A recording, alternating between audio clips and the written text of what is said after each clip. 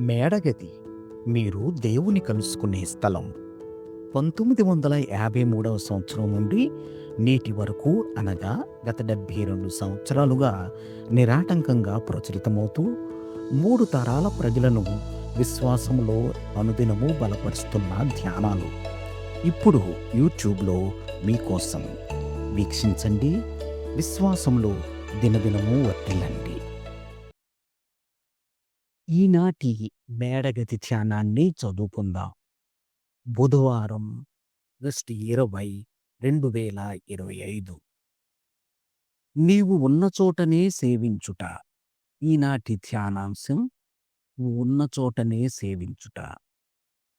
ఈనాటి వాక్య భాగంగా ఇర్మియా గ్రంథం 29వ అధ్యాయం 4 నుండి 7 వచనాల వరకు చదవండి.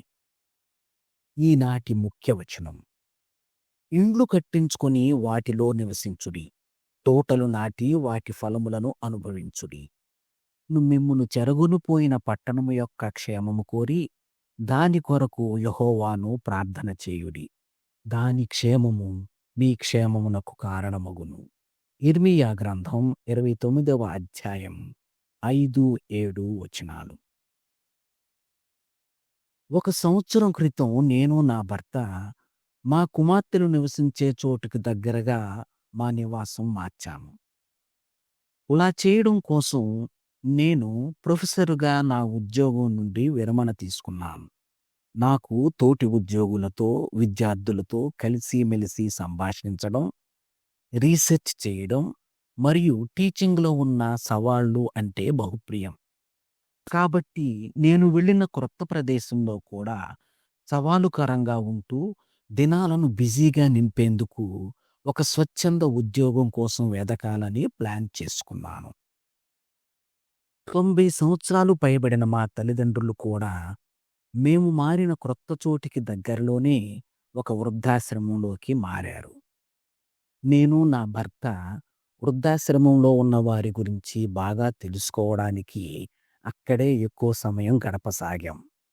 నేను వారి కథలను వింటూ, వారి పుట్టినరోజులను గుర్తుంచుకుంటూ, వారానికి ఒకసారి బైబిల్ స్టడీలో వారికి బోధించడం ప్రారంభించాను. కొద్ది రోజులకు నేను మరలా ప్రజలతో సంతోషంగా సంభాషిస్తూ, రీసెర్చ్ చేస్తూ, దేవుడు నన్ను ఉంచిన చోటనే టీచింగ్ చేస్తున్నానని గ్రహించాను. ఇర్మియా గ్రంథం 29వ అధ్యాయంలో ప్రవక్త బబులోను చెరలో ఉన్న యూదులకు తమ క్రొత్త నివాస ప్రాంతంలో స్థిరపడమన్న దేవుని మాటను ప్రకటించాడు. వారు తమ నైపుణ్యాలను ఉపయోగించి పండ్ల తోటలు నాటి, గృహాలు కట్టుకొని వారు చెరగొనిపోయిన పట్టణాభివృద్ధిలో సహాయపడడానికి పిలువబడ్డారు.